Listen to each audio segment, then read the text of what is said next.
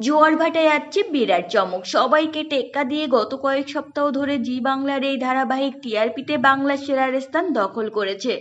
গল্পের নিত্য নতুন মোড়ে দর্শকদের মনোযোগ আকর্ষণ করেছে নিশা উজির গল্প।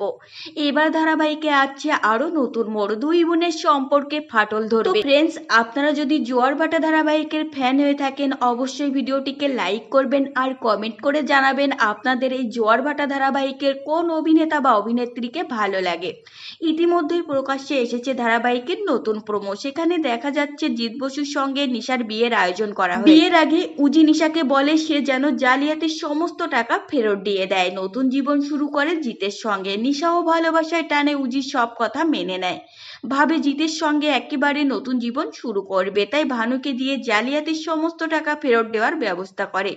এর মধ্যেই নিশা ও জিতের আইনি বিয়ে হয়, আর সেই দিনই বাড়িতে পুলিশ আসে নিশাকে গ্রেপ্তার করার জন্য। নিশা কিছু বুঝে ওঠার আগে জিৎ বলে সে তার দায়িত্ব নিয়েছে ঠিকই, কিন্তু নিশার আড়ালে যে মহারানী লুকিয়ে আছে সে কিছুতেই তার কাছে হাঁটতে পারবে না। নিশা উজিকেও ভুল বোঝে, ভাবে জিতের সঙ্গে হাত মিলিয়ে সে তাকে ঠকিয়েছে। নিশা পুলিশের সঙ্গে যেতে যেতে জিৎ ও উজিকে বলে যায় আজ থেকে উজির সঙ্গে তার রক্তের সম্পর্ক শেষ, আর একদিন তাদের আইন মহারানীকে সেলাম ঠুকবে। তাহলে কি দুই বোনের মধ্যে চিরকালের মতো দূরত্ব তৈরি হলো? জিৎ কি ভালোবাসার নাটক করে নিশাকে ফাঁসিয়েছে, একটুও ভালোবাসেনি?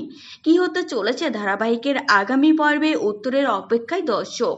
প্রসঙ্গত এই মেঘায় দুই বোন নিশা ও উজির চরিত্রে দেখা যাচ্ছে অভিনেত্রী শ্রুতি দাস ও আরাত্রিকা মাইতিকে।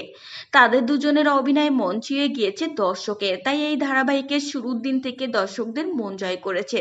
তো ফ্রেন্ডস, এই ছিল আজকের ভিডিও। আপনাদের যদি এই তথ্যগুলো ভালো লেগে থাকে অবশ্যই ভিডিওটিকে একটি লাইক করবেন আর চ্যানেলটিকে সাবস্ক্রাইব করে সঙ্গে থাকবেন।